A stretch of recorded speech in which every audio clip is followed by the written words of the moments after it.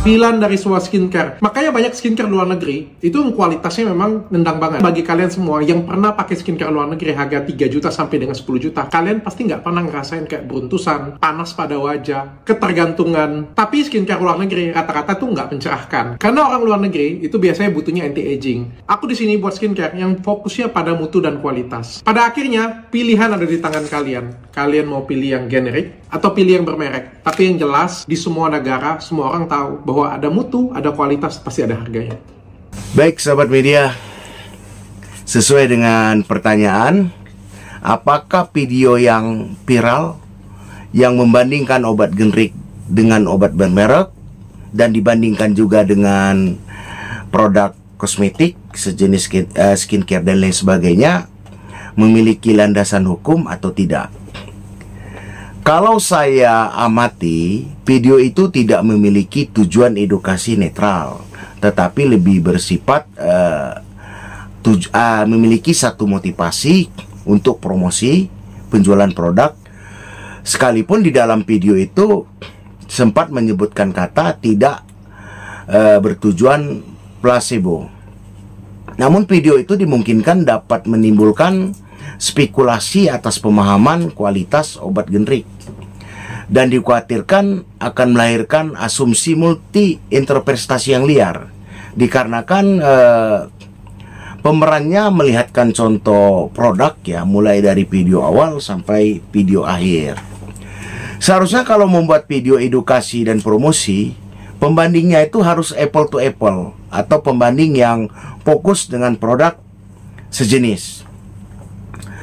Obat generik ini kan memiliki standar kualitas kesehatan.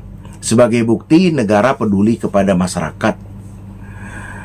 Dan kehadiran obat generik telah banyak membantu jutaan pengguna dengan harga terjangkau. Bahkan peredarannya pun diatur dan dikontrol oleh beberapa perangkat hukum seperti peraturan pemerintah, peraturan menteri maupun undang-undang. Obat generik ini memang tidak mencantumkan merek secara khusus karena ketentuannya diatur pada Peraturan Menteri Kesehatan RI tentang perubahan atas Peraturan Menteri Kesehatan tentang pencantuman nama generik pada label obat ya. Nah, selain apa yang saya sebutkan, obat generik juga banyak diatur oleh perangkat hukum lainnya seperti Peraturan Menteri Kesehatan RI tentang kewajiban menggunakan obat generik di fasilitas kesehatan pemerintah. Juga diatur pada keputusan Menteri Kesehatan RI tentang perubahan formularium nasional. Juga diatur pula pada Undang-Undang Nomor 17 Tahun 2023 tentang kesehatan, termasuk Peraturan Menteri Kesehatan RI Nomor 72 tahun 2016 tentang standar pelayanan kefarmasian di rumah sakit. Termasuk ada lagi peraturan perubahan penggolongan, pembatasan dan kategori obat.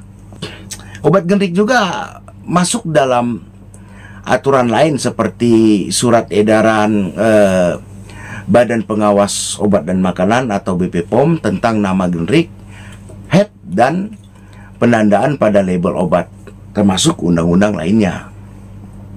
Ingat ya, setiap profesi layanan publik yang diatur oleh peraturan perundang-undangan memiliki konsekuensi etika profesi yang mengikat dan terikat, serta wajib menjadi pedoman profesi.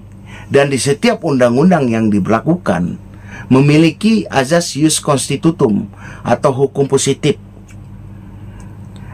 Seharusnya sebelum membuat konten publik ya yang berhubungan dengan hak publik seperti contoh obat generik, sebaiknya dikaji dulu.